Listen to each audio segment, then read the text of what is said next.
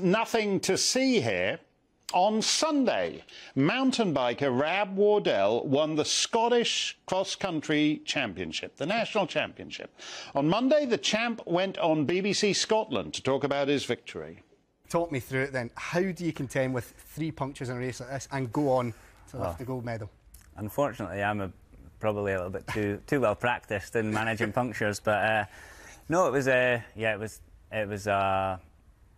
To be honest, it was a bit of a disaster. But no, just have to keep on trucking and keep racing. And I guess still felt confident that I'd be able to catch the leaders and win. So yeah, just give it my best shot. So a tremendous come-from-behind win on the Sunday. On the Monday, he's on the BBC talking about it, full of life there. Then he goes home and dies. Headline from the Daily Record: mountain biker Rab Wardell dies just 2 days after winning Scottish Championship. He went into cardiac arrest on Tuesday morning, less than 48 hours after winning a national championship. His poor, devastated girlfriend, Commonwealth Games and Olympics champion Katie Archibald, tried to revive him, but she was unable to, as she subsequently tweeted, "I still don't understand what's happened. If this is real, why he'd be taken now, so healthy and happy." Rab Wardell was 37, which is no age to die. Nothing to see here in cycling and nothing to see here in rugby. From the Huddersfield Daily Examiner: tributes to Halifax rugby player Ben, who has died suddenly, aged 30. Ben from Siddle died suddenly on Monday, leaving his family and friends completely shocked. The 30-year-old dad played competitive rugby for a host of local league and union teams, including Huddersfield Giants and Bradford Bulls. Nothing to see here in rugby, nothing to see here in cycling, nothing to see here in football. From the Daily Mirror, quote, "Tributes have poured in after the sudden death of West Belfast footballer Molly White." Molly White was 20 and a rising star in women's football.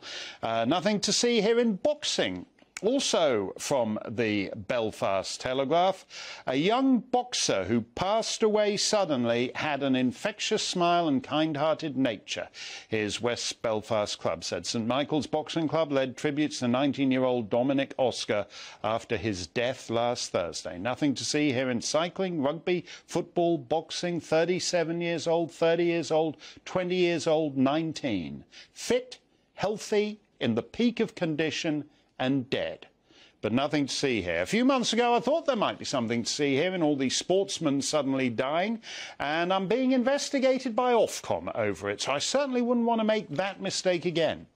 Nevertheless, as we've reported, in the Canadian province of Alberta, the leading cause of death is not cancer or dementia, but cause unknown. Death from unknown causes. This was how it's, you see the way, it was just 500 in 2019.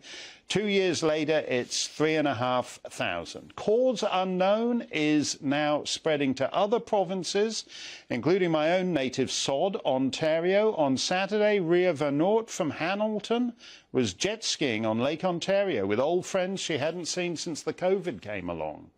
The friends turned away and then looked back and saw Ms. Vanort's body floating in the lake. Also sudden death. She was 32 and a paramedic, which I mentioned because it means certain things can be inferred. She leaves a 6-year-old daughter.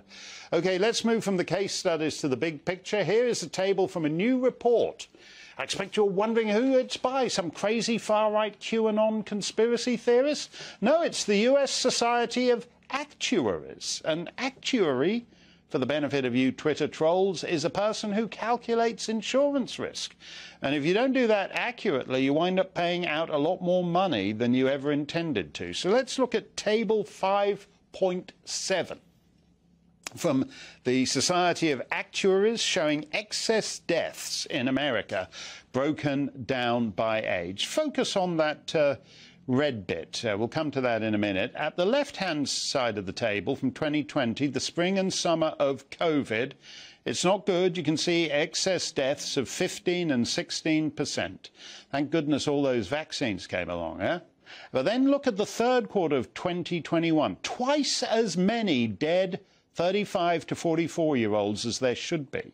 And actually almost as lousy numbers for those in their late 20s and early 50s. So look at that, excess mortality for 25 to 54-year-olds, young and middle-aged Americans. Anything going on in the third quarter of 2021? Well, that was actually the peak of vaccine mandates in America, where in a variety of occupations, from paramedics to Manhattan waitresses in diners, you had to get jabbed to keep your job. And oddly enough, that coincides with massive excess mortality among people in the prime of life. But altogether now, correlation is not causation. That's the dispositive line there. OK, we've seen a similar picture in the European Union. Here's the latest report from Eurostat. They're keeping it simple here. The pale yellow is for countries with the lowest excess deaths. So that's like Hungary, where deaths are actually down 0.3%. Slovakia, deaths are down 1.9%. Bulgaria, 7.9%. So Bulgaria's got the opposite problem from most places. It's got excess life. You'll scan the Bulgar papers in vain for sudden death from cause unknown, whereas that dark maroon there, those are the worst countries with excess mortality over 15%. Estonia, 16.2%. Spain, 16.7%. Portugal, excess mortality of 23.9%.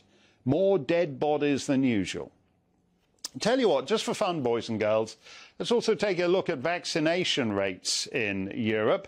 This is the rundown of countries. So look at that. The least vaccinated country in Europe is Bulgaria, and they also have the least excess mortality. And the most vaccinated country in Europe is Malta, which isn't included in the excess mortality stats. So let's go to the second most vaccinated country in Europe, Portugal. And they have the highest excess mortality in Europe. So the lowest country with the lowest vaccination rate has the lowest excess mortality, and the country with the highest vaccination rate has the highest excess mortality. But altogether now, correlation is not causation.